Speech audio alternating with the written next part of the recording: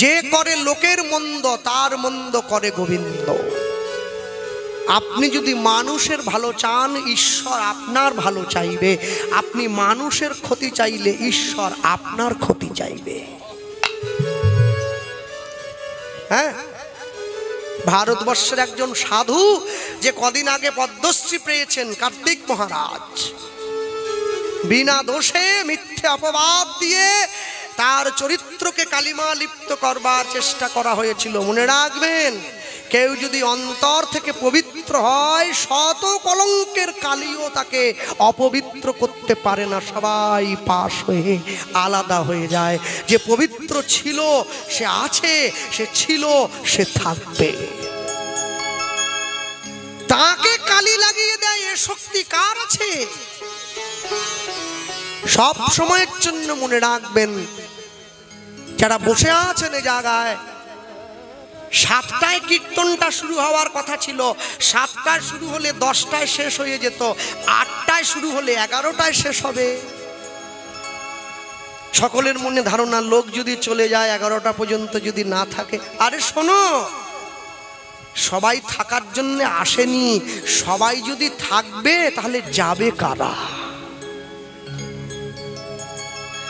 বেড়াল যখন নিজের বাচ্চাটাকে দাঁতে করে এক জায়গা থেকে কামড়ে আরেক জায়গায় নিয়ে যায় তখনও কামড় দেয়। আর বেড়াল যখন ইঁদুরটাকে শিকার করে কামড় দিয়ে এক জায়গা থেকে আরেক জায়গায় নিয়ে যায় তখনও কামড় দেয়। দুটো কামড় কি এক হয়ে গেল নাকি? যে কৃষ্ণ ভালোবাসে সেও মরবে, যে কৃষ্ণ ভালোবাসে না সেও মরবে। দুটো মরা কি এক হয়ে গেল নাকি? আমি সবাইকে বলছি, নামকে জীবের আগায় বসিয়ে নেন। এমন ভাবে নাম করবেন, আপনি নামকে ছেড়ে দিলেও নাম যেন আপনাকে ছেড়ে না যায়। খেতে বসে করুন, ঘুমোতে গিয়ে করুন, স্নান করতে গিয়ে করুন, বাথরুমে গিয়ে করুন, বিয়ে বাড়িতে গিয়ে করুন, অন্নপ্রাশন বাড়িতে গিয়ে করুন, শ্রাদ্ধ বাড়িতে গিয়ে করুন, নাম করুন। নাম করবেন। নাম ছাড়া কলিযুগের জীবের কোনো গতি নাই, কোনো গতি নেই। সনাতন ধর্ম এই শিক্ষাই আমাদেরকে দিয়েছে। নাম করো ভাই, কৃষ্ণ নাম করো জীব, আর সব মিছে, পলাইবার পথ নাই, দেখো জম আছে পিছে। হরিনাম কৃষ্ণ নাম মোদের ভবপারের তরি, প্রেমানন্দে সবাই বলো নিতাই গৌর হরি তাই গৌর হরি বল, হরি বল, হরি। নাম করবে, নাম ছাড়া জীবের গতি নাই। সব সময়ের জন্য জানবেন, নিবেদনে কুসুম সহ লহ হে নাথ আমায় লহ, তুমি যে আগুনে আমায় দহ, তুমি যে আগুনে আমায় দহ, সেই আগুনে মোর আরতি দীপ করেছে উজাল, ব্যথার শতদল, পূজার থালায় আছে আমার ব্যথার শতদল। যারা কীর্তন শুনতে এখানে এসেছেন, আমি আশা করবো প্রত্যেকেই মা কালীকে প্রণাম করে তারপর এখানে এসেছেন তো? হ্যাঁ, সবাই এসেছেন?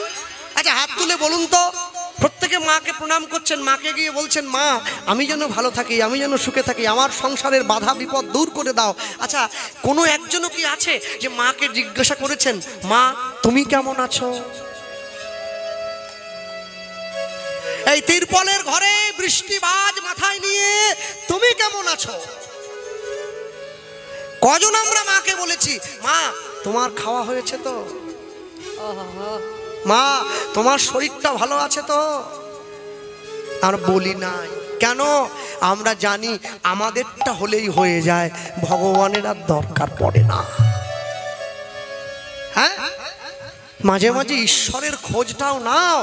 আজকে কীর্তন শুনবার শক্তি আছে, বাড়িতে গিয়ে শুয়ে পড়ছেন, একদিনকে শুনতে চাইবেন, গায়ে শক্তি থাকবে না, সেদিনকে কি করবেন? তাই যখন সময় আছে ততক্ষণ শুনুন, সময় চলে গেলে আর শুনতে পাবেন না। এলাহাবাদ থেকে লন্ডনগামী যে প্লেনটা অ্যাক্সিডেন্ট হয়ে সকল মানুষ মারা গেল, একজন বেঁচেছে 242 জন লোকের মধ্যে। কে? রমেশ কুমার বিশ্বাস। তার গলায় তুলসীর মালা, হাতে শ্রীমদ্ ভগবত গীতা। হরি বল হরি বল। আমি এটা বলবো না তুলসীর মালা পরেছে বলে বেঁচে গেছে, আমি এটা বলছি মালাটা সঙ্গে রাখো। যদি মালার ক্ষমতা থাকে, ইচ্ছে হয় ঈশ্বরের, মালাই তোমাকে প্রাণ ফিরিয়ে দিতে পারে। সঙ্গে থাকবে, ক্ষতি কোথায়? সঙ্গে রাখবে, এতে দোষ কোথায়? হ্যাঁ, আস্তে। ভারতবর্ষের বীর সন্ন্যাসী বিবেকানন্দ আমেরিকার চিকাগো ধর্মসভায় গিয়েছেন, আমেরিকার মানুষকে সনাতন ধর্ম সম্বন্ধে বলবার জন্যে। মানুষের সঙ্গে কথা বলে তিনি একটা গাছের তলায় বিশ্রাম নিচ্ছেন। আমেরিকার বহু মানুষ এসে বিবেকানন্দকে অনেক প্রশ্ন করছেন, তিনি সব কিছুর উত্তর দিচ্ছেন। এমন সময় একটি মেয়ে এসে বিবেকানন্দকে জিজ্ঞাসা করছে, আপনি তো সবার সব কথার উত্তর দিচ্ছেন, আমাকে একটা প্রশ্নের উত্তর দেবেন? বিবেকানন্দ বলছে, বলো মা, কি তোমার প্রশ্ন? মেয়েটি বলছে, আমি তোমাকে বিয়ে করতে চাই। যখনই এ প্রশ্ন করেছে, বিবেকানন্দ বলে বসলেন, কি বলছো মা? আমাকে দেখে তুমি বুঝে নাও, আমি সাধু, আমি সন্ন্যাসী, গেরুয়া পোশাক পরেছি, মাথায় পাগড়ি দিয়েছি, পায়ে খড়ম পরেছি, আমি তো কাউকে বিয়ে করতে পারবো না, আমার ব্রহ্মচর্য আছে না। মেয়েটি কাঁদতে কাঁদতে ঘুরে ফিরে যাচ্ছে। বিবেকানন্দ মেয়েটিকে ডাক দিয়ে জিজ্ঞাসা করছে, আমেরিকার মাটিতে এত ভালো ভালো ছেলে থাকতে তুমি আমাকে বিয়ে করবে কেন? বিবেকানন্দ উত্তর যখনই প্রশ্ন করেছে, মেয়েটা বলছে, তোমাকে কেন বিয়ে করব জানো? তোমাকে বিয়ে করে তোমার ঔরসে আমি তোমার মতো একটা তেজস্বী সন্তানের জন্ম দেব। আমার ছেলে যখন রাস্তা দিয়ে হেঁটে চলে যাবে, লোকে ডেকে বলবে বিবেকানন্দের সন্তান হেঁটে যাচ্ছে। আমি মা হয়ে গর্বে আমার মাথাটা উঁচু হয়ে যাবে, এজন্যই তোমাকে বিয়ে করব। বিবেকানন্দ দেখছে মেয়েটার বুদ্ধি অনেক গভীর।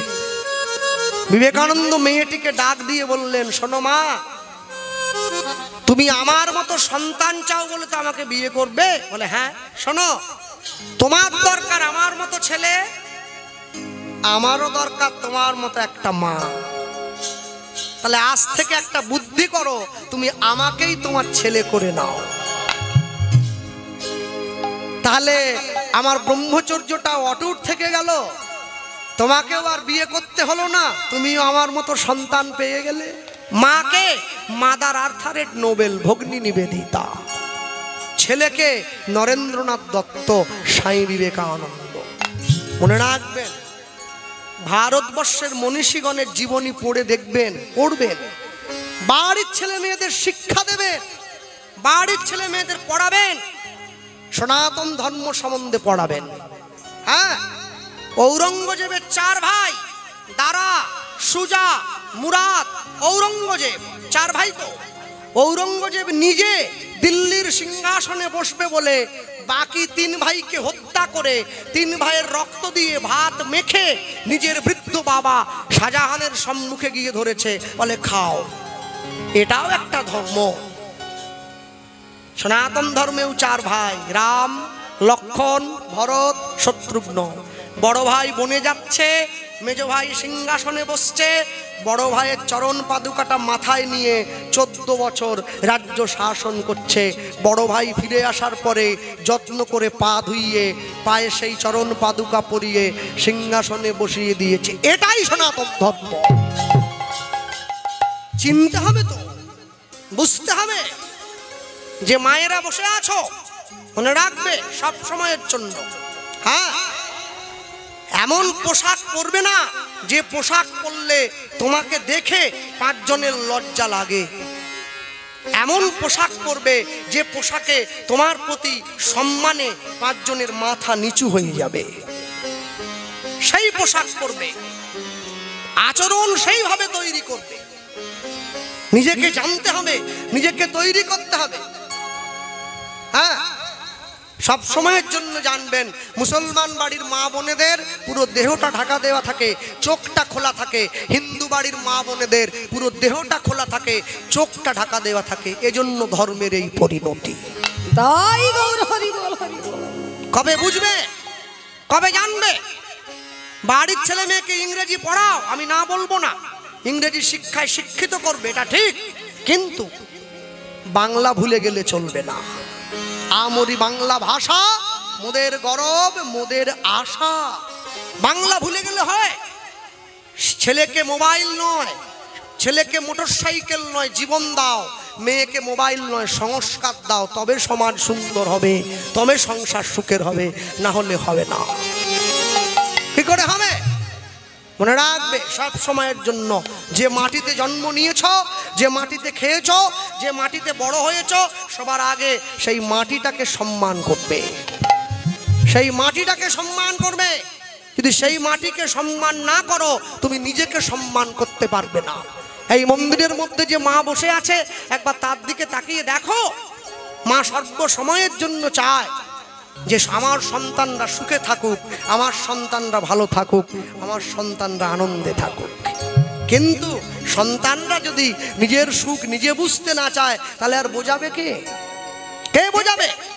কোনো দিনের জন্য বুঝতে পারবে না।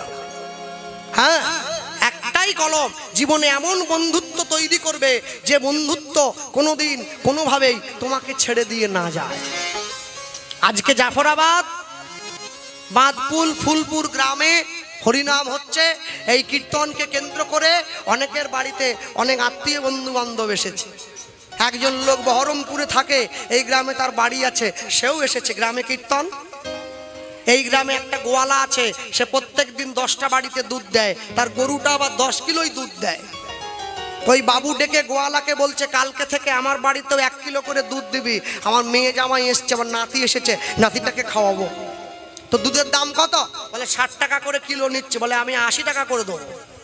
গোয়ালা দেখছে কিলোয় 20 টাকা বেড়ে গেল, তা আমার দুধের দাম তো কিলোয় 20 টাকা বেড়েছে, কিন্তু গরুটাকে গিয়ে যদি বলি তোকে 20 টাকা বেশি দিচ্ছি, 1 কিলো করে দুধ বেশি দে, তোকে দেবে নাকি? ওটা 10 কিলোই দেবে। একটা বুদ্ধি করলে হয় না? 10 কিলো দুধে যদি 1 কিলো জল দেয়, কে আর দেখতে যাচ্ছে? অ্যাকোয়াগার্ডের জল দেবো, ফিল্টার ওয়াটার মিশিয়ে দিয়েছে। 10 কিলো দুধে 1 কিলো জল মিশিয়ে দিয়ে ওই বাবুর বাড়িতে দিয়ে দিয়েছে। মালিকের স্ত্রী দেখছে, আহা ঠিকই আছে। আশ্চর্য কি, এখন জলটা দিয়েছে, দুধ দেখছে এতদিন পর্যন্ত আমার সঙ্গে অনেকে মেশার চেষ্টা করেছে, জল যেভাবে মিশেছে সেইভাবে কেউ তো মিশেনি। পড়া মাত্রই আমার রঙে রং হয়ে গেল। আয় বন্ধু বুকে আয়, আজ থেকে তুই আমার বন্ধু। জল বলে তুমি বন্ধু বললে তো হবে না, তুমি তো 80 টাকা কিলো, আমি তো 6 টাকা কিলো। দুধ বলছে, আমি তোর হাতে হাত দিয়ে কথা দিলাম, আজ থেকে পৃথিবীতে তুই যখনই আমার সঙ্গে মিশবি, আমিও যে দামে বিক্রি হব, তুইও সে দামে বিক্রি হবি। যা, বন্ধ করে নিয়েছে। হ্যাঁ, মালিকের স্ত্রী দেখছে, সর্বনাশ, যত ভালো ভেবেছিলাম, দুধ তো এত ভালো না, জল মেশানো। উনুনে বসিয়ে একটু ফোটাতে হবে, জলটা শুকিয়ে যাবে, ঘন দুধটা নিচে থাকবে। উনুনে বসিয়ে দুধটা ফোটাচ্ছে, জলটা শুকিয়ে যাচ্ছে, দুধ দেখলো, সর্বনাশ, আমার বন্ধুত্ব মরে যাচ্ছে, বন্ধুত্ব শুকিয়ে যাচ্ছে। দুধ কি করলো? উতলে উঠে উনুনটাকে নিভিয়ে দেওয়ার চেষ্টা করছে, বন্ধুকে বাঁচাতে হবে। মালিকের স্ত্রী দেখছে, এবারে আসল জিনিসই তো পড়ে যাচ্ছে, আবার মগে করে জল নিয়ে আবার কড়াই দিচ্ছে। দুধ বলে, আয় বন্ধু বুকে আয়। জীবনে বন্ধুত্ব করতে হবে এমন ভাবে যা কোনোদিন আপনাকে ছেড়ে যাবে না। ওই টিউশনি পড়তে যাওয়ার সময় চাউমিন খাওয়ার বন্ধু না। তুমি 2 দিন খাওয়াবে, 3 দিনের দিন সে দেখবে অন্য রাস্তা দিয়ে যাচ্ছে, তোমাকে খাওয়াবে না। খুব সাবধান, এমন বন্ধু করবে যা কোনোদিনের জন্য তোমার হাত ছেড়ে না যায়। আচ্ছা, তাহলে যদি কেউ মুচি বাড়ির ছেলে হয়, সে যদি কৃষ্ণ ভজন করে তাহলে কি বামুন হয়ে পড়বে? না, মুচি হয়ে শুচি হয় যদি কৃষ্ণ ভজে। কেউ যদি কৃষ্ণ ভজন করে, সে যদি মুচি বাড়ির ছেলে হয়, তাহলে সে ব্রাহ্মণ হবে না, সে কৃষ্ণ ভজনের অধিকারটা পাবে, এই জন্য বলা আছে। আর যদি কেউ ব্রাহ্মণের ঘরের ছেলে হয়, শুচি হয়ে মুচি হয়, কেউ যদি ব্রাহ্মণের ঘরের ছেলে হয়, সে যদি কৃষ্ণ ভজন না করে, তাহলে সে মুচি হবে না, অধিকার থেকে হারিয়ে যাবে। হরিসভায় বসে আমরা সাধুগুরু ভক্ত শ্রোতা সমীপে আলোচ্য গীতব্য লীলা মাধুর্য পরম কৃষ্ণ ভক্তের কথা শুনছি। পরম কৃষ্ণ ভক্ত শ্রীল প্রেমানন্দের জীবনী কথা। আর সবার শেষে গিয়ে না বললেই নয়, একটুখানি পিছন দিকে পিছিয়ে আসি। এই প্রেমানন্দের বাড়ি ছিল কাশীধামের মেধাগ্রাম বলে একটা জায়গায়। কাশীধামের নাম অনেকে শুনেছেন আপনারা। কাশীতে দেবাদিদেব মহাদেবের অবস্থান। এই কাশীধামের যারা পণ্ডিত, তাদের লক্ষণ ছিল একটা। কি লক্ষণ? লক্ষণটা এটাই, কাশীধামের পণ্ডিতরা মাথা ন্যাড়া রাখতেন, মাথায় একটা শিখা থাকতো, সাদা পোশাক পরতেন, কপালে তিলক দিতেন। এটা কাশীর পণ্ডিতদের লক্ষণ। হ্যাঁ, এই প্রেমানন্দের বাড়ি ছিল কাশীধামের মেধাগ্রাম বলে একটা জায়গায়। প্রেমানন্দের বাবার নাম ছিল হরিদাস, মায়ের নাম ছিল সুদেবী। এই হরিদাস আর সুদেবীর একমাত্র সন্তান প্রেমানন্দ। এই প্রেমানন্দের বাবা হরিদাস গিয়ে প্রেমানন্দকে জিজ্ঞাসা করছে, হ্যাঁ রে প্রেমানন্দ, জীবনে বড় হয়ে কি হতে চাস? প্রেমানন্দ বলল, বাবা আমি বড় হয়ে পণ্ডিত হতে চাই। তাই? তাহলে পণ্ডিত হতে গেলে পাণ্ডিত্য অর্জন করতে হবে। তাহলে পাণ্ডিত্য অর্জন করতে গেলে তোমাকে লেখাপড়া করতে হবে। আর এই যখন বলছি লেখাপড়া করতে হবে, লেখাপড়া করতে গেলে কোথায় যেতে হবে? লেখাপড়া করতে গেলে গুরুদেবের কাছে যেতে হয়। প্রেমানন্দের গুরুদেব কে হবে? প্রেমানন্দের গুরুদেব হবে রামানন্দ স্বামী। ওই কাশীধামের মেধাগ্রামেই রামানন্দ স্বামীর বসবাস। এই রামানন্দ স্বামী হচ্ছে প্রেমানন্দের গুরুদেব হবে। আস্তে কথা বলো না। আগেকার দিনের মানুষেরা জীবনে 4টি ধাপ পড়াশুনো করত, শিক্ষার মধ্যে দিয়ে যেতে হতো। ব্রহ্মচর্য, গার্হস্থ্য, বানপ্রস্থ, সন্ন্যাস, জীবনের 4টি ধাপ। 10 বছর বয়স থেকে 25 বছর পর্যন্ত ব্রহ্মচর্য, 25 থেকে 45 পর্যন্ত গার্হস্থ্য, 45 থেকে 55 পর্যন্ত বানপ্রস্থ, 55 পরে সন্ন্যাস। 10 বছর থেকে 25 বছর বয়স পর্যন্ত জীবনে 2টো জিনিসকে রক্ষা করতে হয়, একটা ধৈর্য আর একটা বীর্য। ঊর্ধ্বলিঙ্গ ঊর্ধ্বজনী ঊর্ধ্বরতি হয়, ঊর্ধ্ব না হইলে জীবে যাবে জমালয়। পুরুষের লিঙ্গ হয় মস্তকের মণি, তা লইয়া খেলা করে দেবপদ্মজনী। শ্রীরাধিকা হয় তার প্রেমের মহাজন, সেই মানুষের বাড়ে ওজন, তাকে বলে মহাজন। সব কথা ভেঙে বলতে পারবো না, যারা বোঝার তারা বুঝে নেন। 10 থেকে 25 এ হচ্ছে ব্রহ্মচর্য। 25 থেকে 45, হ্যাঁ, একে বলা হয় গার্হস্থ্য। আস্তে, একে বলা হয় গার্হস্থ্য। সংসারে ফিরে আসবে, বিবাহ করবে, নিজ স্ত্রীকে দিয়ে সন্তানের জন্ম দেবে, নিজ স্ত্রী ছাড়া জগতের বাকি নারীকে মাতৃজ্ঞানে সম্মান করবে। তুমি সব সময়ের জন্য, ভবিষ্যতের জন্য সঞ্চয় করবে, ভগবানের নাম নেবে, সংসারে থাকবে, গার্হস্থ্য। 45 থেকে 55 বানপ্রস্থ। নখ বড় রাখবে, চুল বড় রাখবে, জল ছেঁকে খাবে, নিজের স্ত্রীর সঙ্গে কথা কম বলবে, ভগবানের নাম নেবে, গুরু দীক্ষা নিয়ে দিন অতিবাহিত করবে। 55 পরে সন্ন্যাস। সংসারের মায়া ত্যাগ করে তুমি জঙ্গলে যাবে নীরবে ঈশ্বর ভজনের জন্য। জীবনের 4টি ধাপ। প্রেমানন্দকে সেটাই শেখাবার জন্য নিয়ে যাওয়া হচ্ছে গুরুদেবের আশ্রমে। প্রেমানন্দের গুরুদেবকে রামানন্দ স্বামী। রামানন্দ স্বামী দাঁড়িয়ে রয়েছে। প্রেমানন্দ গিয়ে গুরুদেবকে প্রণাম করছে, গুরুদেবের চরণে হাত দিয়ে জয় জয় শ্রী গুরু, গুরু আমার প্রেম কল্প তরু, নিতাই গৌর হরিব, গুরু আমার প্রেম জয় জয় শ্রী গুরু, গুরু আমার প্রেম কল্প তরু, জয় জয় শ্রী গুরু, গুরু আমার প্রেম কল্প তরু, বড় অদ্ভুত অদ্ভুত যাক পরকাশ, বড় অদ্ভুত অদ্ভুত জাগো পরকাশ, বড় অদ্ভুত যাক পরকাশ, বড় অদ্ভুত জাগো পরকাশ, আমার হিয়া অজ্ঞান ও গতিমির বড় জ্ঞান, আমার হৃদয় জ্ঞান ত্রিবির বড় জ্ঞান সুচন্দ্র কিরণে করুণাস,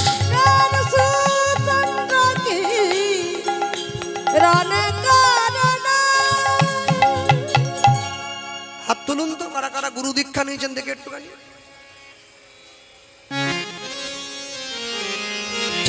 সবাই কম বেশি নিয়েছে। গুরুদেবের আশ্রমে গিয়ে গুরুদেবের কাছে গিয়ে বলবেন, গুরুদেব আমার কানে শুধু দীক্ষা মন্ত্র দিলেই হবে না, কি করে ধর্মটাকে রক্ষা করতে সেই মন্ত্রটাও কানে দেন, তবে তো কাজে লাগবে। জ্ঞান সুচন্দ্রকে রণে করুণাস, জ্ঞান সুচন্দ্রকে রণে আমার অজ্ঞান আধার দূর করেছে, আমার অজ্ঞান দূর করেছে, আমার অজ্ঞান আধার দূর করেছে, আমার অজ্ঞান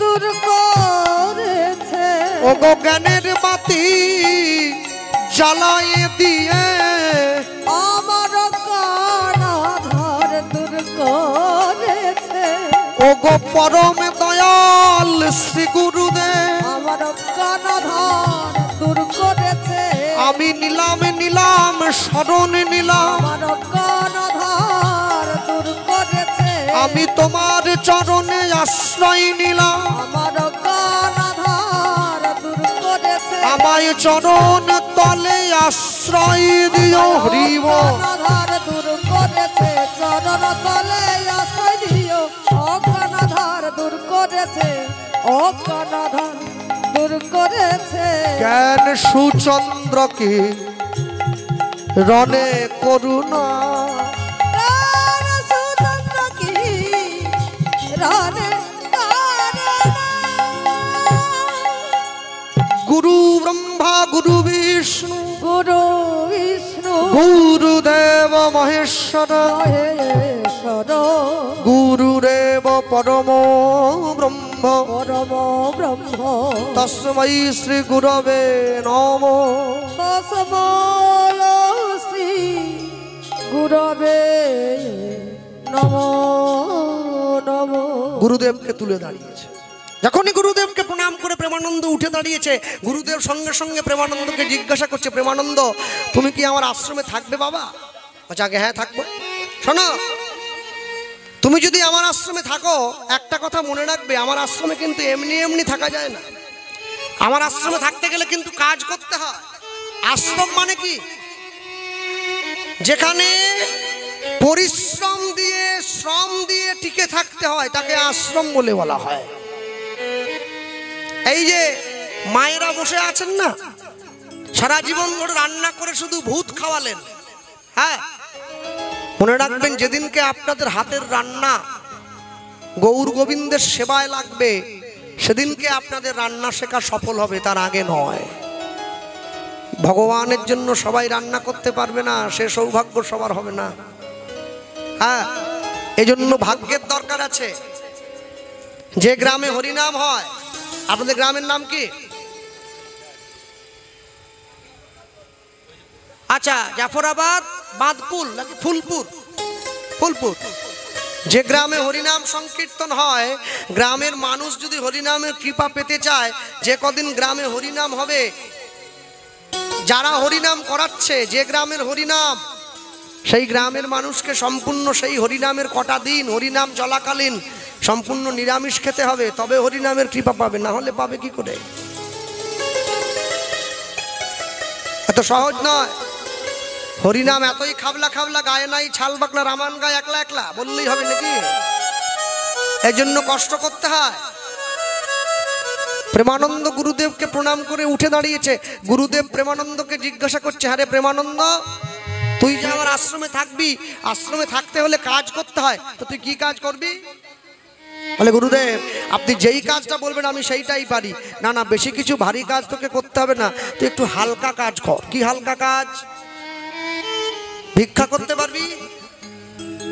এটা কোনো কাজ হলো? ভিক্ষার ঝুলিটা গুরুদেব যখনই প্রেমানন্দের হাতে দিয়ে দিয়েছে, এই নে ধর ভিক্ষার ঝুলিটা ধর। ভিক্ষার ঝুলিটা হাতে নিয়ে প্রেমানন্দ ভিক্ষা করতে বেরিয়ে যাচ্ছে। আর যখনই ভিক্ষা করতে গেল, গুরুদেব ডাক দিয়ে বলল, দাঁড়া, চলে যাচ্ছিস কি? আমার এখনো কথা বলা শেষ হয়নি, চলে যাচ্ছিস? আগে আমার আশ্রমে ভিক্ষা করবার নিয়ম আছে রে। ভিক্ষা করবার আমার নিয়ম হয় নাকি? হ্যাঁ, শোন, প্রত্যেক দিন 21টা করে বাড়িতে যাবি, প্রত্যেকটা বাড়ির থেকে 1 মুঠোর বেশি ভিক্ষা নিবি না। 21টা বাড়ির থেকে 21 মুঠো ভিক্ষা নিবি। যারা প্রকৃত সাধু হয়েছে, গেরুয়া পোশাক পরে, বড় জটা, বড় দাড়ি, প্রকৃত সাধু কোনোদিন 5 বাড়ির বেশি ভিক্ষা করে না, পাক আর না পাক। যারা প্রকৃত বৈষ্ণব হয়েছে, মঠে মন্দিরে থাকে, ডোর কৌপিন বহির্বাস পরে, প্রকৃত বৈষ্ণব কোনোদিন 11টা বাড়ির বেশি ভিক্ষে করে না, পাক আর না পাক। যে প্রকৃত ভক্ত হয়েছে, সে কোনোদিন 21টা বাড়ির বেশি ভিক্ষে করে না, পাক আর না পাক। কিন্তু আমার মতো ভিখারি, এই যে আমাকে দিয়ে বলি, একদিনে 3 পালা গান হলেও করতে ছাড়ে না। তা সকালে বহরমপুর, বিকেলে আজিমগঞ্জ, রাতে জাফরাবাদ, ডেলি 3টে। ভগবান বলে, তুই যেমন করছিস আমিও তো করব। 2 বছর পরে গলা বন্ধ হয়ে যাবে, ভেলুড়ে সিট বুকিং করব। লোভে পাপ, পাপে মৃত্যু। জগতে যার লোভ যত বেশি, তার দুঃখও তত বেশি। যার লোভ যত কম, তার দুঃখও তত কম। হ্যাঁ, আপনি লোভ কমিয়ে দেন, দুঃখ কমে যাবে। লোভ বাড়িয়ে দেন, দুঃখ বেড়ে যাবে। প্রেমানন্দকে যখনই শিখিয়ে দিয়েছে গুরুদেব যে প্রত্যেক দিন 21টা বাড়ি থেকে ভিক্ষে করতে করে আনবি, প্রেমানন্দ 21টা বাড়িতে ভিক্ষে করার জন্য গুরুদেবের কাছ থেকে ভিক্ষার ঝুড়িটা নিয়ে সকালবেলা বেরিয়ে পড়েছে।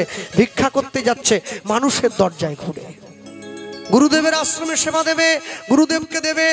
প্রেমানন্দকে গুরুদেব শিখিয়ে দিয়েছে 21টা বাড়ির থেকে ভিক্ষা করে এনে সেই ভিক্ষার পুটুলি আমায় দিবি, আমি রান্না করে গোবিন্দকে সেবা দেব, তারপরে আমরা গুরু আর শিষ্য দুইজনে মিলে প্রসাদ পাও। প্রেমানন্দ ভিক্ষার ঝুলি নিয়ে বেরিয়ে যায়। আমার শ্রী গোবিন্দের সেবার তরে তোমরা ভিক্ষা দাও, উলুধ্বনি হরি বল।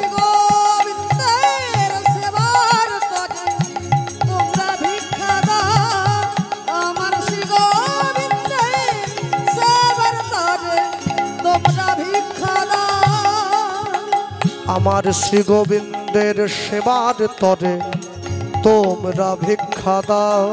আমার শ্রী গোবিন্দের সেবার তরে তোমরা ভিক্ষা দাও। প্রেম তণ্ডুল দিয়া, প্রেম তণ্ডুল দিয়া তোমরা আমায় জন্মের মতো কিনে লও। প্রেম তণ্ডুল দিয়া তোমরা আমার জন্মের মতো কিনে না। আমার শ্রী গোবিন্দে সেবার তরে তোমরা ভিক্ষা দাও। হরি বল। গোবিন্দের সেবার তরে তোমরা ভিক্ষা দাও। আমার শ্রী গোবিন্দের সেবার তরে তোমরা ভিক্ষা দাও। নিজের তরে চাই না আমি, চাই যে প্রভুর সেবার লাগি। আর নিজের লাগি চাই না আমি, চাই যে আমি তারি লাগি। নিজের তরে চাই না আমি, চাই যে প্রভুর সেবার লাগি। আর নিজের তরে চাই না আমি, আর চাই যে প্রভুর সেবার লাগি। বড় কাঙাল তাই বারে বার, বড়ই কাঙা তাই বারে বার। ওগো বড়ই কাঙাল তাই বারে বার। বড়ই কাঙা তাই বারে বার। তোমাদের দ্বারে আসে শ্রী গোবিন্দের উলুধ্বনি হরি বল। তোমরা ভিক্ষা দাও। আমার শ্রী গোবিন্দের সেবার তরে তোমরা ভিক্ষা দাও। আমার শ্রী গোবিন্দের সেবার তরে তোমরা ভিক্ষা দাও।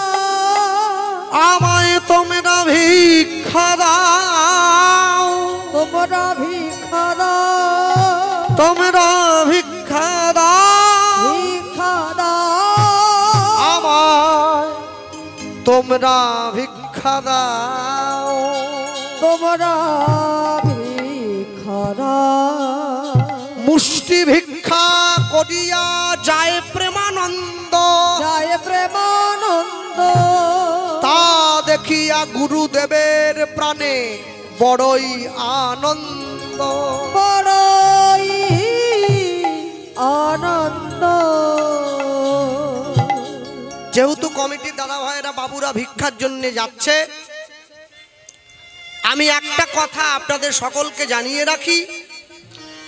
মায়ের মন্দির সংস্কার করবার জন্যে যেই মানুষটি অক্লান্তভাবে হাত বাড়িয়ে দিয়েছেন, মুম্বাই নিবাসী ওই যে চিত্তরঞ্জন ভট্টাচার্য মহাশয়, আজকে কমিটির দাদা ভাইয়েরা বিকেলবেলা তার সঙ্গে আমার একটু কথা বলিয়েছিলেন।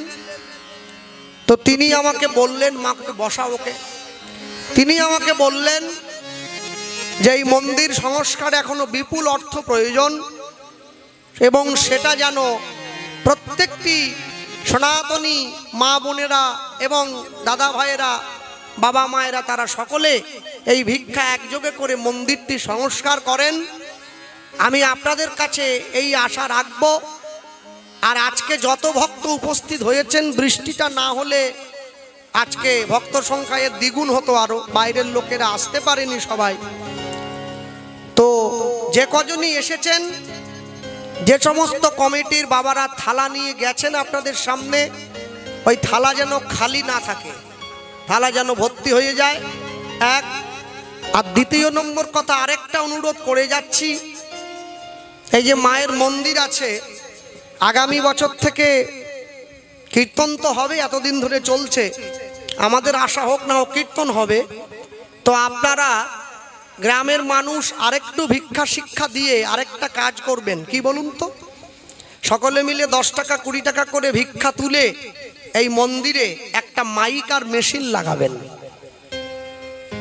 আমি বলে গেলাম, আমার ইসলাম ধর্মের ভাইয়েরা ভোর 5টার থেকে মসজিদে নামাজ পড়ে, আজান দেয়, আল্লাহকে ডাকে মাইকের মাধ্যমে। আমাদের হিন্দু মায়ের মন্দিরে ভোর 4টের থেকে মাইক আর মেশিন দিয়ে হরিনাম সংকীর্তন হবে। নাম শুনে গ্রামের মানুষের ঘুম ভাঙবে। তাই গৌর হরি বল হরি বল হরি। এইটা গ্রামের মানুষকে একযোগে হয়ে সবাইকে এই কর্মটা করতে হবে। কি করা যাবে? যাবে আগামী বছর? জোরে বলো। হ্যাঁ, তোমরা বলো, হবে তো? হ্যাঁ। এবং মন্দিরটাও সেই সঙ্গে যেন সুন্দরভাবে ওই ছেঁড়া তিরপলে না থেকে সুন্দরভাবে মায়ের বসবাসের জায়গাটাও যেন সুন্দরভাবে তৈরি হয়ে যায়। দুঃখ কি জানে? যে গ্রামে 50টা মুসলিম বাড়ি থাকে সে গ্রামে একটা মসজিদ হয়ে যায় 2 তলা। যে গ্রামে 100টা হিন্দু বাড়ি থাকে সেই গ্রামের মন্দির তিরপল দিয়ে চাপা দেওয়া থাকে। এখানেই বুঝতে হয় সনাতন ধর্মের মানুষ নিজেদের ধর্মের ব্যাপারে কতটা পিছিয়ে রয়েছে। তারা নিজের বাড়িটা 4 তলা করে ফেলেছি, নিজের শোয়ার ঘরটা পাথর বসিয়ে দিয়েছি, ঠান্ডা মেশিন লাগিয়ে দিয়েছি, দেবদেবীর থাকার জায়গাটা আমি তিরপল তুলে রেখে দিয়েছি। মনে রাখবেন, আগে তার থাকার জায়গাটা ভালো করুন, তবে নিজেরাও শান্তিতে থাকবেন, সমাজও আনন্দে থাকবে। হরি বল হরি বল। সেইটা সবার আগে দেখতে হবে। হ্যাঁ, ভক্তমণ্ডলী ভক্তিমতী মায়েরা প্রেমানন্দ ভিক্ষার ঝুলিটা হাতে নিয়ে ভিক্ষা করে এনে গুরুদেবের হাতে তুলে দেয়। আস্তে, ছাড়লে চলবে না। এই যে ভিক্ষার ঝুলিটা হাতে এনে গুরুদেবের হাতে দেয়, আস্তে। গুরুদেব রান্না বান্না করে গোবিন্দকে সেবা দেয়, বাকিটা কিন্তু গুরুদেব রামানন্দ স্বামী প্রেমানন্দকে জানতে দেয় না কিরম করে সেবাটা দেয়। গুরুদেব রান্না করে গোবিন্দের মন্দিরে যখন ভোগের থালাটা ঢুকিয়ে দেয়, গুরুদেব দেখতে পায় ভোগ দিয়ে বেরোবার পরে থালায় অর্ধেকটা অন্ন নেই, বাটিতে অর্ধেকটা ব্যঞ্জন নেই, গ্লাসে অর্ধেকটা জল নেই। ভগবান নিজে হাতে সেবা করে যায়। এটা কিন্তু প্রেমানন্দ জানে না যে গুরুদেব কেমন করে গোবিন্দর সেবা দেয়। ভগবান মনে মনে চিন্তা করে, প্রেমানন্দ যত সহজে তুমি আমাকে পাওয়ার চেষ্টা করছো, এত সহজে তুমি কিন্তু আমাকে পাবে না। কষ্ট না করলে কৃষ্ণ পাওয়া যায় না। ভগবান সকলকে পরীক্ষা নিয়ে তারপরে নিজের চরণে জায়গা দেন। কেন? যে পড়াশুনো করেছে পরীক্ষা তার নেওয়া হয়, যে পড়াশুনো করেনি তার কোনো পরীক্ষা নেওয়া হয় কি? যে কৃষ্ণ ভালোবাসে কৃষ্ণ তার পরীক্ষা নেয়, যে গোবিন্দ ভালোবাসে না তার কোনো পরীক্ষাও নেওয়া হয় না। প্রেমানন্দ আজকে সকালবেলায় ভিক্ষার ঝুলিটা হাতে নিয়ে যখন ভিক্ষা করবার জন্য বের হয়েছে, হঠাৎ করে আকাশের পশ্চিম কোণায় কালো একটা মেঘ উকি দিল। আস্তে আস্তে সেই মেঘে পুরো আকাশটা ভরে গেল। ঝমঝম করে বজ্রবিদ্যুৎ সহকারে বৃষ্টি নেমে এসেছে। প্রেমানন্দ ছুটে গিয়ে গুরুদেবের কাছে দাঁড়িয়ে বলছে, গুরুদেব এত জোরে ঝড় বৃষ্টি নেমেছে, আমি কি করে ভিক্ষা করতে যাব? গুরুদেব বলে উঠছে, প্রেমানন্দ তুই একটিবার যা বাবা, তুই যদি ভিক্ষা করে না আনিস আমার গোবিন্দর সেবা হবে কি করে? কি করে হবে? তুই একটিবার যা। প্রেমানন্দ গুরুদেবের কথা রক্ষা করবার জন্য ভিক্ষার ঝুলিটা কাঁধে নিয়ে গ্রামের মানুষের দরজায় দরজায় ঘুরে বেড়াচ্ছে, মানুষের দরজায় টোকা দিচ্ছে, কে আছো মা? দরজাটা খোলো, আমায় একটু ভিক্ষা দিয়ে দাও, আমি প্রেমানন্দ ভিক্ষার জন্য এসেছি। এত ঝড় বৃষ্টির মধ্যে কেউ দরজা খুললো না। ভিতর থেকে ডাক দিয়ে প্রেমানন্দকে বলে দিল, প্রেমানন্দ আজ নয় কালকে আসিস, কালকে ভিক্ষা দেবো। শূন্য ভিক্ষার পুটুলিটা নিয়ে কানতে কানতে গ্রামে গ্রামে ঘুরে বেড়াচ্ছে। ভগবান মনে মনে চিন্তা করছে, বাহ এইটুকু ছেলে তুই, আমার জন্য তোর এত অনুরাগ। তুই যার আশ্রমে থাকিস রামানন্দ স্বামী সে না হলে আমাকে সেবা দেওয়ার অধিকার নিয়ে রেখেছে, কিন্তু তুই তো 2 দিন হলো আশ্রমে এসেছিস, তোর এত দুঃখ কেন আমাকে সেবা দিতে না পেরে? আর ভগবান সইতে পারল না। শূন্য পুটুলিটা নিয়ে প্রেমানন্দ ঘুরে বেড়াচ্ছে। জমিদার বাড়ির সামনে দিয়ে পেরিয়ে চলে যাচ্ছে। জমিদারের স্ত্রী দরজার বাইরে দাঁড়িয়ে বৃষ্টি দেখতেছিল। হঠাৎ করে দেখছে কাদের বাড়ির একটা ছোট ছেলে ভিক্ষার ঝুলিটা হাতে নিয়ে হাঁটতে হাঁটতে চলে যাচ্ছে। ডাক দিয়েছে, এই দাঁড়া। আর সেই ডাক দিয়েছে, সঙ্গে সঙ্গে প্রেমানন্দ দাঁড়িয়ে পড়েছে। এদিকে আয়। এত বর্ষা বৃষ্টিতে একটা শিগাল কুকুরও রাস্তায় বেরোয়নি। কে রে তুই? চোর বদমাস নাকি? যেই চোর বলেছে সম্মানে লেগেছে। হাজার হলেও ব্রাহ্মণের ছেলে তো। কি মালিকের হাত থেকে যদি চায়ের কাপটা পড়ে ভাঙে, মালিক কি বলে? কোম্পানি ভালো নয়।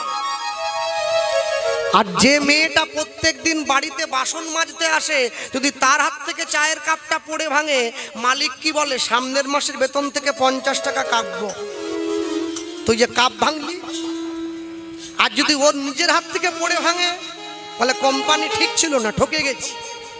তেলের শিশির ভাঙলে পরে খুকুর পরে রাগ করো, তোমরা যেসব বুড়ো খোকা ভারত ভেঙে ভাগ করো, তার বেলা। প্রেমানন্দকে জমিদার গৃহিণী যখনই চোর বলেছে, প্রেমানন্দ বলছে, মা আমি চোর নই, আমার নাম প্রেমানন্দ। প্রেমানন্দ এইরকম কোন লোকের নাম তো এই গ্রামে আগে শুনিনি। কোন? কোথায় বাড়ি তোর? মা আমার বাড়ি হচ্ছে কাশীধামের মেধাগ্রাম। তা কাশীধামের মেধাগ্রামের ছেলে তুই এখানে কি করছিস? মা আমি ভিক্ষা করবার। কি বললি? তোর বাবা মা এত নিষ্ঠুর, এই এত ঘন ঘন বাজ পড়ছে, এত বৃষ্টি হচ্ছে, এর মধ্যে তোকে ভিক্ষা করতে পাঠিয়ে দিয়েছে। কে তোর বাবা, কে তোর মা? নাম বল। মা আমি আমার বাবা মায়ের জন্য ভিক্ষা করতে আসিনি, আমার গুরুদেব আমাকে পাঠিয়েছে। বাহ, শুনে ভালো লাগলো রে। গুরুদেবের প্রতি তোর নিষ্ঠা আছে রে। গুরুদেবের আদেশকে মাথায় নিয়ে তুই নিজের মৃত্যুকে পরোয়া না করে ভিক্ষার জন্য বেরিয়েছিস। এ বাবা, কে তোর গুরুদেব? নামটা বলতো। জমিদারের ঘরণী জিজ্ঞাসা করছে।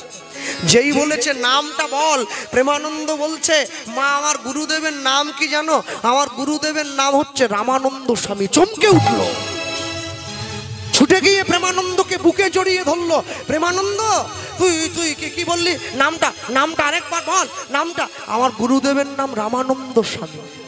শোন, যে গুরুদেবের কাছে তুই আশ্রয় নিয়েছিস, সেই গুরুদেব এমন গুরুদেব যে তার নিজের ওই ছোট্ট আশ্রমের পাতার কুড়ে ঘরে রাধা গোবিন্দকে নামিয়ে এনেছে। তুই তো তার শিষ্য রে।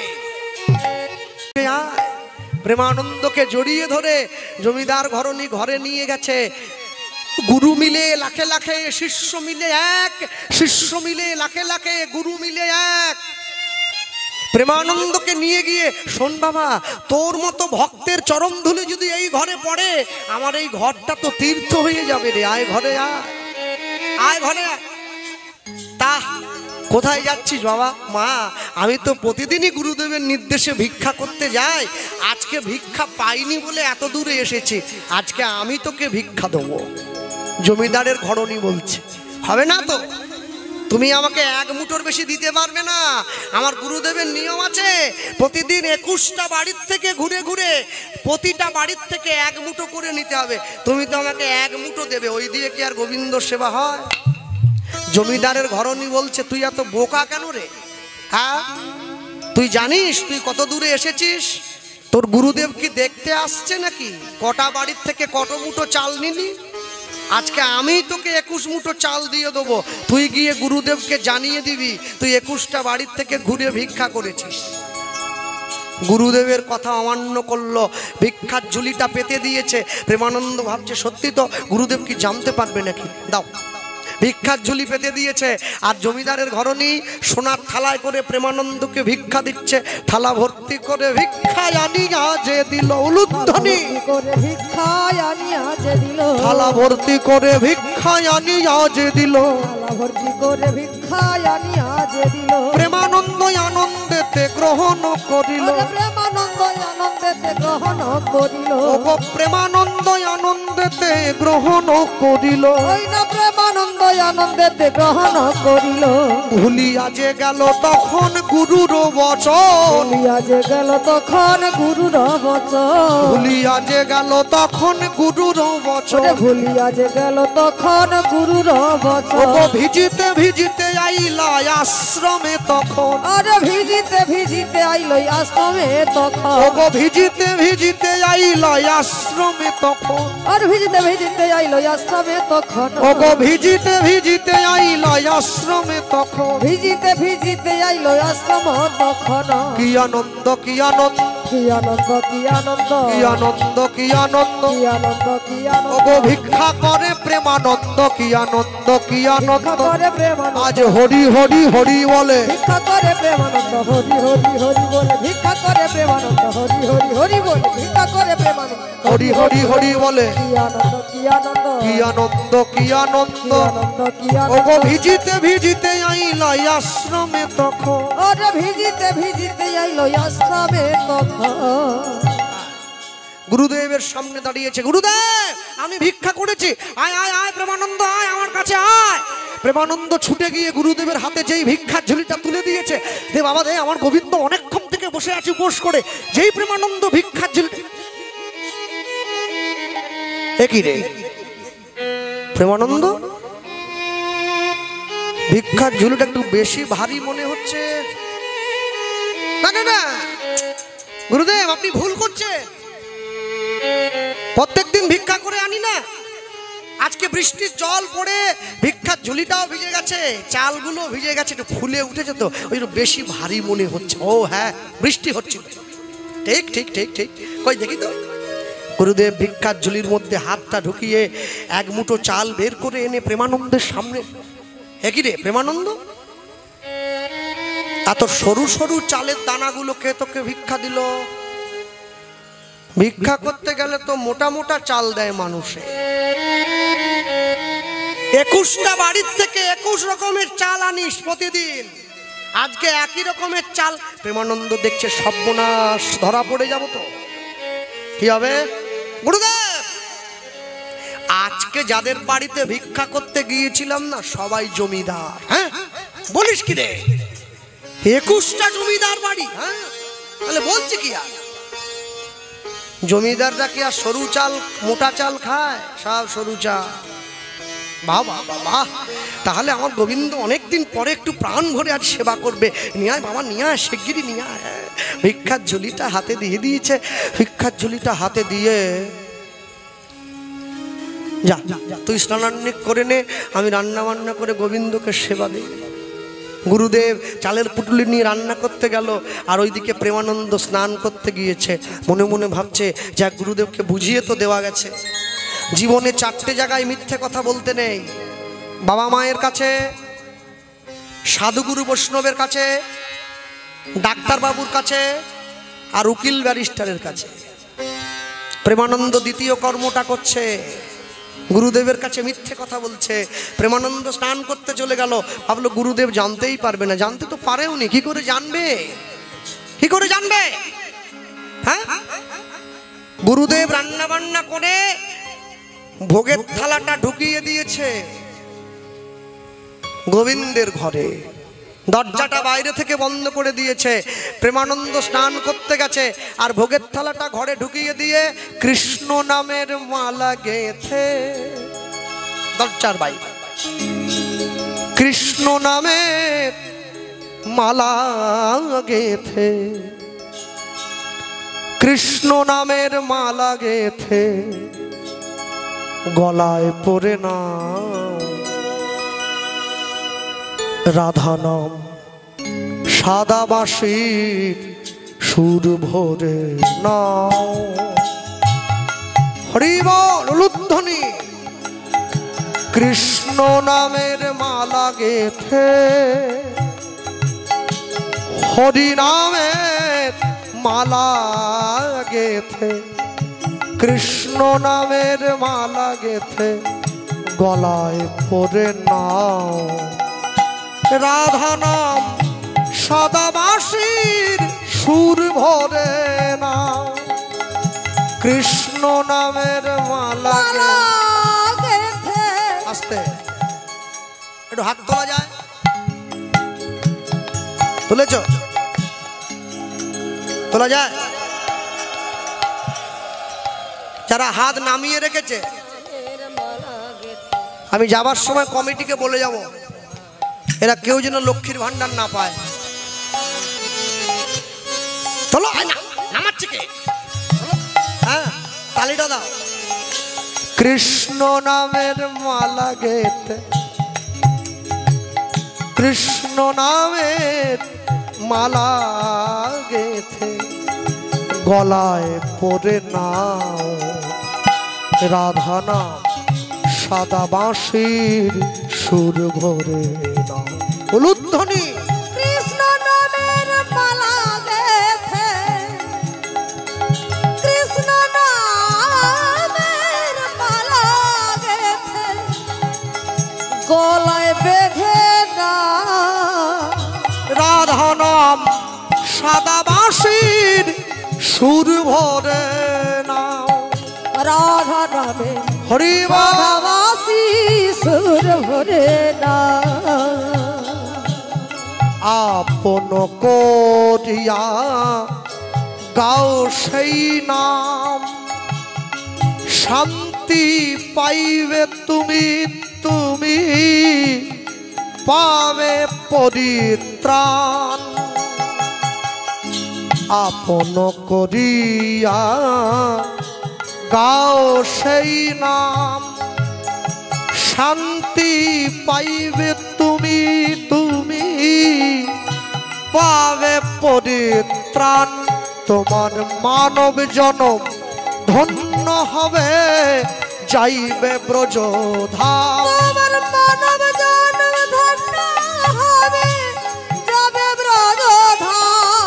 তোমার মানব জনম ধন্য হবে, যাইবে ব্রজধাম। তোমার মানব জন্ম ধন্য হবে, যাবে ব্রজধাম।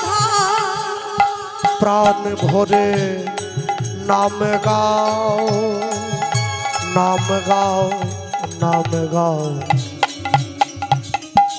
রাধা নাম সাদা বাঁশির সুর ভরে নাও। হরি বল, হরি বল, রাধাবাসী সুর ভরে না। হরি বল, রাধাবাসী সুর হরি ভরে বল, না।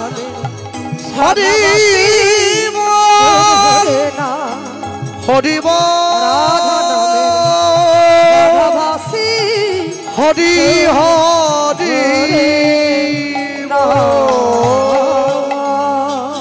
নমো ব্রহ্মণ্য দেবায় গো ব্রহ্মণ্য হিতায় চ জগৎ হিতায় কৃষ্ণায় গোবিন্দায় নমো নমো নমো। রামানন্দ স্বামী ভগবানের মন্দিরে প্রণাম করে যেই মন্দিরের দরজাটা খুলে দিয়েছে চমকে উঠলে কি গোবিন্দ সেবা করেনি? প্রত্যেক দিন যেমন ভাবে সেবা করে যায়, আজ বাটির ব্যঞ্জনটা বাটিতে আছে, গ্লাসের জলটা গ্লাসে আছে, থালার অন্ন থালায় আছে। প্রেমানন্দ ডাক দিয়েছে, যেই ডাক দিয়েছে প্রেমানন্দ ছুটে এসেছে। গুরুদেব এ বাবা, এ বাবা আমার কাছে আয়, আমার কাছে আয়। প্রেমানন্দকে বুকের মধ্যে জড়িয়ে ধরে রামানন্দ স্বামী প্রশ্ন করছে, সত্যি কথা বলতো বাবা, প্রত্যেকদিন আমি তোকে যে নিয়মে ভিক্ষা করতে পাঠাই তুই আজও সেই নিয়মে ভিক্ষা করেছিস তো? হ্যাঁ আপনি গুরুদেব যেই নিয়মে প্রত্যেকদিন আমাকে ভিক্ষা করতে পাঠিয়েছেন আমি সেই নিয়মে ভিক্ষা করেছি। তাহলে তুই যদি সেই নিয়মে ভিক্ষা করেছিস তাহলে আমার গোবিন্দ সেবা করছে না কি জন্য? এই যখনই বলল গোবিন্দ সেবা করছে না, এইবারে রামানন্দ স্বামীর মনে একটু অনুশোচনা হয়েছে। প্রেমানন্দ যখনই শুনল গোবিন্দ সেবা করছে না, গুরুদেব কি বলছে? প্রেমানন্দের হাতটা ধরে নিয়ে গিয়ে রামানন্দ স্বামী দেখাচ্ছে, দেখ বাবা, প্রত্যেক দিন তুই ভিক্ষা করে আনার পরে, আমি ভিক্ষা দেওয়ার পরে গোবিন্দ সেবা করে যায় প্রতিদিন। আজকে যেমন দিয়েছিলাম তেমনই আছে, গোবিন্দ সেবা করে নাই। তাহলে হয় তোর ভিক্ষা করায় ত্রুটি হয়েছে, আর না হলে আমার সেবা দেওয়ায় ত্রুটি হয়েছে। কোনটা বলতো সত্যি করে? সত্যি কথা বল, সত্যি কথা। শুনুন, যতক্ষণ পর্যন্ত কলসিতে জল থাকে কলের কথা মনে পড়ে না। যখন কলসির জলটা ফুরায় যায় তখন কলের কথা মনে পড়ে। জানো, আমি যখন ছোট ছিলাম আমার এই মনটা আমার বাবা মাকে দিয়েছি। যখন তারা আমায় দুঃখ দিয়েছে আমি তাদের জন্য একটু কেঁদেছি। আমি যখন বড় হয়েছি, স্কুল কলেজ ইউনিভার্সিটিতে গিয়েছি, আমার বন্ধু বান্ধবী হয়েছে, এই মন আমি তাদেরকে দিয়েছি। যখন তারা আমাকে দুঃখ দিয়েছে আমি তাদের জন্য কেঁদেছি। সংসারে যেদিন আমার সুন্দরী স্ত্রী এসেছে, এই মনের ভালোবাসার ভাগ আমি আমার স্ত্রীকে দিয়েছি। যেদিনকে সে আমায় দুঃখ দেবে আমি তার জন্য 2 ফোঁটা কাঁদবো। হরি বল, হরি বল। যেদিন আমার ছেলে মেয়ে হবে, এই মনের ভালোবাসার ভাগ আমি আমার ছেলে মেয়েদের দেব। যখন তারা আমায় দুঃখ দেবে আমি তাদের জন্য একটু কাঁদবো। আমি যখন বুড়ো হয়ে যাব, এই মনের ভালোবাসার ভাগ আমার নাতি নাতনিকে দেব। যখন তারা আমায় দুঃখ দেবে আমি তাদের জন্য 2 ফোঁটা কাঁদবো। এই দুটো চোখের জল পুরো সংসারটাকে ভাগ করে দিলাম। শেষের জীবনে গিয়ে আমি যখন কীর্তন শোনার জন্য হরিনামের আসনে গিয়ে বসবো, আমি যখন তোমার জন্য কাঁদতে যাব, আমি দেখি আমার চোখে আর জল নেই। ভগবানের জন্য কাঁদা, ভগবানের জন্য দুঃখ পাওয়া এত চট্টিখানি কথা নয়। ভগবানের জন্য চোখের জল ফেলা এত সহজ কথা নয়। এর জন্য অনেক কষ্ট করতে হয়, এর জন্য অনেক যত্ন করতে হয়, তবে ঈশ্বরের জন্য চোখের জল আসে। হ্যাঁ, মনে রাখবেন সব সময়, এই যে মানুষ যখন ফুলের সাজি হাতে নিয়ে, ফুলের ডালা হাতে নিয়ে পুজো দিতে যায়, তাদের মধ্যে ফুল সাজিয়ে নিয়ে যায়। মহাজনগণ বলেন, ফুল নয়, তোমার দুঃখগুলোকে ফুল আকারে নিয়ে গিয়ে ঈশ্বরের চরণে দেবে, তবে তো ঈশ্বর দুঃখের কথা শুনবে। হ্যাঁ, পূজার থালায় আছে আমার ব্যথার শত দল। শতদল শব্দের মানে হচ্ছে পদ্ম ফুল। এই গানটির যিনি লেখক তিনি হচ্ছেন কবি কাজী নজরুল ইসলাম। তিনি বাঙালি মেয়েকে বিয়ে করেছিলেন, প্রমীলা দেবীর স্বামী নজরুল ইসলাম।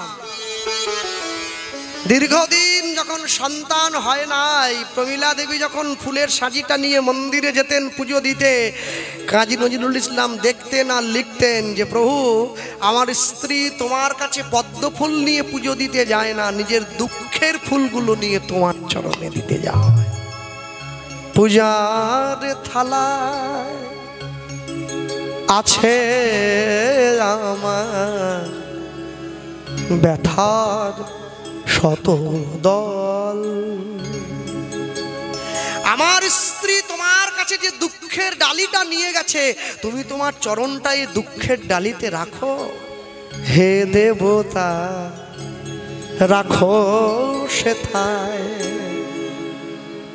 তোমার চরণ তল ব্যথার শত দল।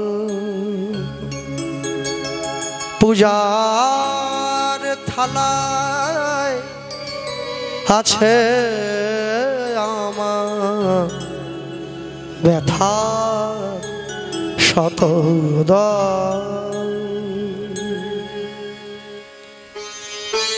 আমি একটা কথা সবাইকে বলে গেলাম, 24 ঘন্টা সময়ের মধ্যে 24টা সেকেন্ড ভগবানের চরণে দেবেন।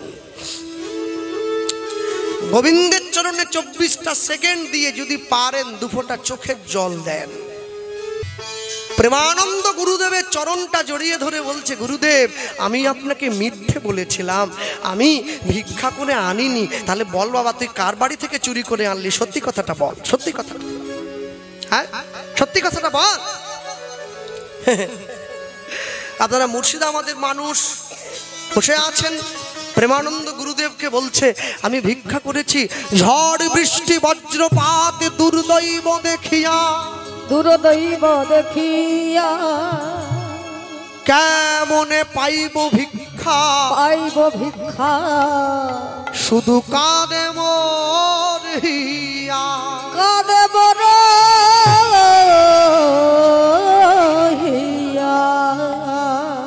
এক ঘর হইতে আমি, এক ঘর হইতে আমি অন্য ঘরে যাই, অন্য ঘরে যাই, কেহ না দিল যে ভিক্ষা, দিল যে ভিক্ষা, কেহ ফিরিয়া না চায়, কেহ ফিরিয়া না চায়। জমিদার ঘরনি আমায় করুণা করিয়া, করুণা করিয়া 21 মুষ্টি চাল দিল, চাল দিল আমার ঝুলিতে ভরিয়া, আমার ঝুলিতে ভরিয়া। এ তুই কি করলি প্রেমানন্দ? আমার এতদিনের কৃষ্ণ সেবা, এতদিনের গোবিন্দ ভজন, এতদিনের নিষ্ঠা সব তুই নষ্ট করে দিলি, দূর হয়ে যা। গুরুদেব আমি নিজের জন্য ভিক্ষা করিনি, আমি গোবিন্দ সেবার জন্য। চুপ কর, তোর মতো গুরুদ্রোহী, তোর মতো ঠক, তোর মতো প্রতারক এই আশ্রমে কোনো জায়গা হবে না। চলে যা, যা চলে যা। সব তুই আমার গোবিন্দকে ঠকিয়েছিস, তুই আমার গোবিন্দের সঙ্গে প্রবঞ্চনা করলি, আমি তোকে অভিশাপ দিচ্ছি, এই ঘোর অপরাধে নিজ কুলে যাইবা, নিজ কুলে যাইয়া আজ হতে কৃষ্ণ সেবায় বঞ্চিত হইবা, বঞ্চিত হইবা, আজ হতে কৃষ্ণ সেবায় বঞ্চিত হইবা।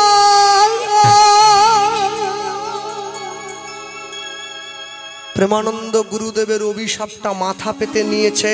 আমি নিচকুলে যাই, কৃষ্ণ সেবায় বঞ্চিত হই, এতে আমার দুঃখ নেই, কিন্তু আপনি আমাকে আপনার চরণ থেকে দূরে করবেন না। প্রেমানন্দ ছুটে গিয়ে গুরুদেবের চরণটা জড়িয়ে ধরেছে। প্রেমানন্দ পাটা ছাড়, আমি বলছি প্রেমানন্দ পাটা ছেড়ে দে। অনেকবার করে বলার পর যখন পা ছাড়ছে না, গুরুদেবের কাছে কাঠের খড়মটা পড়েছিল, ওই খড়মটা নিয়ে প্রেমানন্দের পিঠে আঘাত করছে। পা ছাড় প্রেমানন্দ, পাটা ছাড়। বারংবার ধরে আঘাত করতে করতে প্রেমানন্দের পিঠটা কেটে গিয়ে দরদর করে রক্ত বেরিয়ে এলো। দুঃখে কষ্টে যন্ত্রণায় প্রেমানন্দ গুরুদেবের চরণটা ছেড়ে দিয়েছে। চলে যা। প্রেমানন্দ গুরুদেবের আশ্রম থেকে বিদায় নিয়ে কাঁদতে কাঁদতে গঙ্গার পাড়ে এসে দাঁড়িয়েছে। গোবিন্দ সেবার জন্য ভিক্ষা করেছিলাম বলে আপনি আমাকে তাড়িয়ে দিলেন, হ্যাঁ?